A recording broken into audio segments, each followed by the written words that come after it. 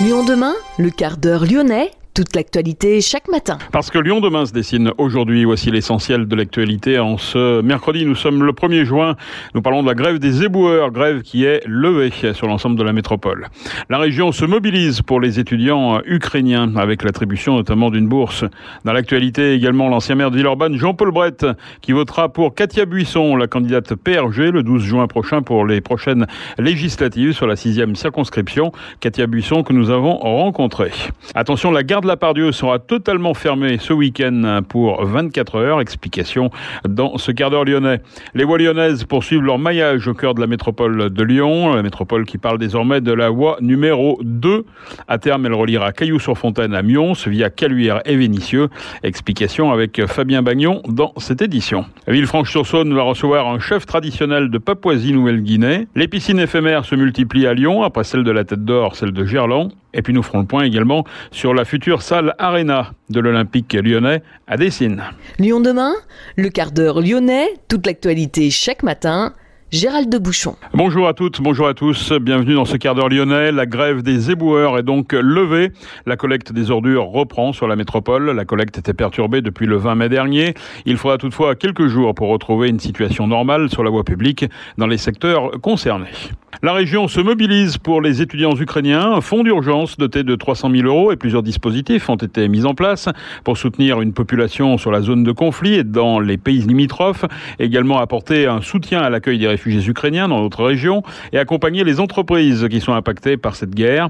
Également une aide d'un montant de 2 000 € visant à soutenir les étudiants ukrainiens qui sont inscrits pour cette année scolaire 2021-2022 dans l'un des établissements d'enseignement supérieur de la région ou qui sont en formation sur le territoire. L'objectif, qu'ils puissent poursuivre leur cursus de formation. La commission permanente de la région vient de voter l'attribution de cette bourse à 130 étudiants ukrainiens. L'ancien maire de Villeurbanne, Jean-Paul Brett, PS, votera pour Katia Buisson, PRG, le 12 juin prochain lors des législatives. Brett avait déjà déclaré qu'il ne voterait pas pour Gabriel Amar, la France Insoumise, le candidat de l'Union de la Gauche, la NUP, regrettant le retrait de la candidate socialiste, Christina Martineau, qui a subi un certain nombre de pressions, selon l'ancien maire.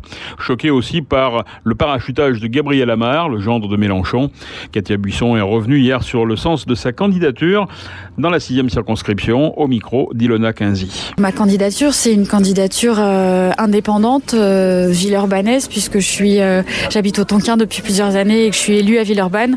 Et c'est une candidature d'une gauche en prise avec le réel. Je suis par ailleurs élue municipale et c'est pour défendre une gauche européenne, républicaine, laïque et qui aussi n'est pas pour un blocage des prix et des propositions à la fois irréalistes et à la fois liberticide. Ma première proposition de loi sera en faveur de la protection des enfants victimes de violences sexuelles. C'est un sujet qui a été abordé au cours de ces dernières années. Marlène Schiappa a même voulu faire une loi dessus, mais une loi qui n'est pas allée assez loin, alors que c'est un sujet qui concerne un enfant sur 10, c'est-à-dire tout le monde, particulièrement je pense aux femmes qui ont des familles monoparentales et qui essayent de préserver leurs enfants de leurs agresseurs et qui ne sont pas aidées ni par la justice, ni par la police, ni par la loi parce que on n'a pas assez donner de moyens là-dessus. Et ce que j'ai envie de susciter, c'est une candidature d'adhésion. Quand vous voyez aujourd'hui Jean-Paul Brett qui rejoint une candidature du Parti radical de gauche, il le fait sur les valeurs et sur le fond. Katia Buisson, la candidate PRG à Villeurbanne. Attention, la gare de la Pardieu sera totalement fermée ce week-end durant 24 heures. Il s'agit de permettre la mise en service de la voie L. La gare stoppera exceptionnellement toute activité à partir de samedi 13h jusqu'à dimanche 13h. La voie L mesure 800 mètres de long, dont 400 mètres de quai. Elle aura coûté 100 millions d'euros pour sa construction. Les trains entre samedi et dimanche seront déviés vers les autres gares de la ville. Il est prudent de se renseigner en tout cas sur le site internet de la SNCF. Les voies lyonnaises poursuivent leur maillage au cœur de la métropole de Lyon. Ces pistes cyclables XXL devraient atteindre 250 km à l'horizon 2026, puis 355 km en 2030. La ligne 1 devant les universités sera livrée cet été. Elle sera ensuite étendue au sud vers Saint-Fond et au nord vers Vaux-en-Velin. Mais le réseau comprend au total 12 voies cyclables. Le processus est lancé pour la voie lyonnaise numéro 2. À terme, elle reliera Cailloux-sur-Fontaine à Mions, en passant par Caluire et Vénissieux, en longeant également Villeurbanne et le parc de la Tête d'Or. Le pont Poincaré est l'un des points noirs du Grand Lyon quand on est cycliste. Cette voie lyonnaise permettra plus de sécurité à cet endroit. Et le long du parc, la piste prendra la place de l'actuel parking au droit de la voie ferrée. Ce sont 200 places de stationnement gratuites qui vont disparaître. Pauline Schlosser, adjointe au déplacement à la ville de Villeurbanne. Les 2 voies de voiture dans les 2 sens sur le boulevard de Stalingrad vont être maintenues. Par contre, effectivement, ça va être de la suppression de stationnement sur la contre-allée, puisqu'effectivement, on supprime 200 places de stationnement, ce qui est considérable. On a fait une étude sur justement l'origine un petit peu de ce stationnement-là. On a une bonne moitié qui sont des véhicules qui ne bougent pas forcément. Alors peut-être des véhicules, soit des habitants du Tonkin, ou alors peut-être de Lyon 6, puisque le stationnement est payant à Lyon 6, ou peut-être des grands Lyonnais qui viennent stationner leurs véhicules. Et donc l'enjeu là, c'est de venir vraiment requalifier l'entrée de ville, pouvoir imaginer que demain on puisse descendre de la Part-Dieu et aller à pied jusqu'au parc de la Tête d'Or de manière confortable et sécurisée. Et comme je le rappelais, il existe d'autres parkings relais qui sont disponibles à Villeurbanne en entrée de ville, notamment au terminus du T1, qui est un parking relais qui est sous-utilisé. Il existe des places, alors certes elles sont payantes à la Cité internationale. On est en train de travailler au niveau des services sur des poches de stationnement qui sont disponibles à proximité en lisière du Tonkin, où en fait on a un certain nombre de bâtiments avec des parkings en ouvrage qui aujourd'hui sont vides. L'idée c'est de venir travailler comment est-ce qu'on arrive à mutualiser ces parkings-là. Il y a peut-être aussi un enjeu sur la mutualisation entre le tertiaire et le loisir, puisqu'on a des parkings pour le tertiaire et on sait bien que le tertiaire il est fermé le week-end. Est-ce que ces parkings-là pourraient pas être mutualisés pour les usagers du parc de la Tête d'Or? Mais c'est un secteur où on a vraiment besoin d'avancer sur notamment la végétalisation pour réduire la pollution de l'air, la pollution sonore, et c'est important de pouvoir avancer là-dessus. La première étape de construction de cette voie 2 consistera à réaliser d'ici à juin 2024 un premier tronçon de près de 6 km entre la porte de Saint-Clair et l'avenue Berthelot via la Part-Dieu. Une liaison stratégique pour Fabien Bagnon, vice-président délégué aux mobilités actives et à la voirie, que nous avons rencontré.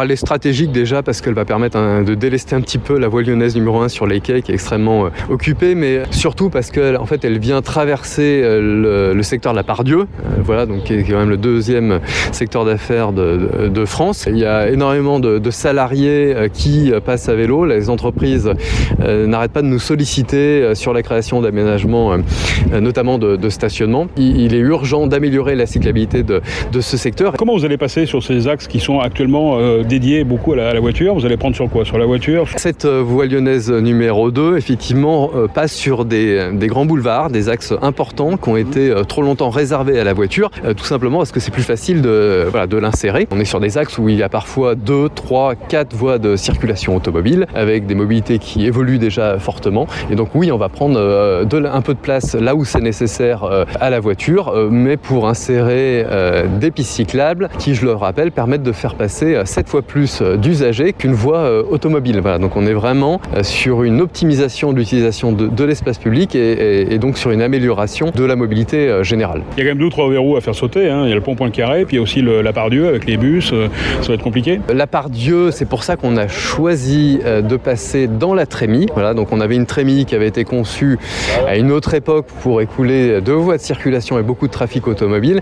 Et en fait, on va la répartir, on va la partager. Donc il y aura une voie qui sera utilisée pour la voie lyonnaise numéro 2. Voilà, de telle sorte que les cyclistes puissent traverser le quartier de la Part-Dieu et puis surtout le quartier de la gare, là où on a énormément d'usages en toute sécurité, sans créer du conflit d'usage avec les piétons. Et Poincaré? Et Poincaré, alors là on est sur une insertion sur le pont, on est sur un secteur entièrement quasiment dédié à l'automobile. Voilà, mais on a trouvé une solution pour l'insérer. Il est absolument indispensable de faire sauter ce point noir qui interdit en fait l'accès à Lyon depuis la ville de Caluire, depuis tout le plateau nord et notamment Rieux. Actuellement c'est très très compliqué de venir à Lyon. Donc le Poincaré, oui, sera aménagé. Je crois qu'il y a 5 voies de circulation automobile. Donc voilà, il faudra partager là aussi sur ce pont. Et cette voie lyonnaise dessert enfin 2 grands parcs, un Blandan et parc de la Tête d'Or. Ça aussi c'est important de relier ces 2 parcs? Oui, alors effectivement, parce qu'il n'y a pas que l'usage domicile-travail, on a aussi l'usage loisir. On sera sur un accès bien amélioré pour les piétons et surtout pour les cyclistes au parc de la Tête d'Or. Ça permettra aussi aux salariés des quartiers de la Part-Dieu qui sont dans un environnement très minéral d'envisager de faire des pauses ou d'aller courir au parc entre midi et 2 ou le soir, puisqu'en fait le parc sera à quelques minutes, à quelques coups de pédale avec la voie lyonnaise numéro 2. Voilà, mais également le parc Blandan qui gagne à être découvert. Le parc de la Tête d'Or en voiture pour les familles, c'est plus possible? Alors ça sera encore possible, étant donné qu'on a des parcs sur la Cité internationale qui ont été largement dimensionnés et dans lesquels il reste de la place. Ce qu'il faut voir, c'est qu'on va vraiment avoir un accès amélioré à la fois pour les piétons, à la fois pour les cyclistes, et l'idée c'est que les Grands Lyonnais puissent aller en famille au parc, ne soient pas obligés de mettre souvent leur vélo dans leur voiture pour aller au parc. Je rappelle aussi qu'il y a l'offre de transport en commun qui a été améliorée, qu'on peut mettre le week-end les vélos dans les transports en commun, donc l'accessibilité des grands parcs est en train de s'améliorer, et il était temps pour le parc de la Tête d'Or, en tout cas à l'Est, d'améliorer l'accessibilité pour les cyclistes. L'objectif, c'est le transfert modal. Est-ce que ça existe aujourd'hui, ce transfert? Est-ce qu'on peut le mesurer? Alors oui, le transfert est en train de s'opérer. On a eu une période compliquée début 2021 avec la fin du confinement, mais globalement on est sur des flux automobiles actuellement qui sont plus faibles qu'une période comparable, donc en 2019. On est sur des flux plus faibles. Aussi dans les parcs de stationnement, on considère qu'il y a un petit peu moins de fréquentation, donc on voit bien que la mobilité évolue sur la métropole de Lyon. Et puis il suffit de regarder les compteurs vélo, on est à plus 25% d'usage en 2020, donc on pouvait dire que c'était l'effet crise sanitaire. En 2021 c'est à peu près pareil, et puis là on est à peu près sur la même dynamique, donc on voit bien qu'il y a un vrai engouement pour le vélo, et dans les transports en commun on est en train de revenir aux 90% de fréquentation, ça s'améliore. Donc on voit bien globalement que les mobilités sur la métropole sont en train de changer. Bien sûr, il reste beaucoup à faire. Fabien Bagnon, vice-président aux mobilités actives. La largeur de cette piste devrait favoriser aussi les livraisons par vélo cargo sur ce tronçon central de la ville. La ligne 2 sera prolongée en 2026 jusqu'à Fontaine-sur-Saône et Saint-Priest. Le dossier de concertation sera consultable du 7 juin au 8 juillet dans les mairies de Caluire, Villeurbanne, Lyon 3, Lyon 6 et Lyon 7. Une réunion publique est prévue également en mairie du 3e le jeudi 23 juin pour aborder la question de cette voie 2 des voies lyonnaises. Pour la deuxième fois, Villefranche-sur-Saône va recevoir un chef traditionnel de Papouasie-Nouvelle-Guinée. Il s'appelle Mundia Kepanga. Cette personnalité de notoriété internationale parcourt la planète pour sensibiliser les citoyens aux problèmes de déforestation. Mardi prochain, le 7 juin, il rencontrera des collégiens et des lycéens de la cité scolaire Claude Bernard. À 20h, une projection rencontre au cinéma Les 400 coups autour du film qui raconte son combat pour l'environnement et les peuples autochtones. Un film qui s'intitule Frères des arbres. Et puis mercredi 8 juin, donc le lendemain, est organisé un atelier pour enfants à la médiathèque municipale à 14h, toujours à Villefranche. Enfin à 18h, une conférence tout public devrait clôturer son séjour en Calade. Les piscines éphémères se multiplient à Lyon. On connaissait celle du parc de la Tête d'Or, ouverte depuis quelques jours. La ville en annonce une seconde cet été dans le parc de Gerland. Les premiers baigneurs sont attendus à compter du 23 juin. Lyon demain, un site internet, du son, de l'image, un média complet pour les Lyonnais qui font avancer la ville. La salle de spectacle et de sport de l'Olympique Lyonnais devrait ouvrir en décembre 2023. C'est la fameuse salle Arena à côté de la station de tram d'Ouelle-Vallée à Dessines. Les tribunes s'élèvent déjà jusqu'au 2e niveau. L'ensemble atteindra les 35 mètres une fois achevé contre 42 mètres pour le Groupama Stadium.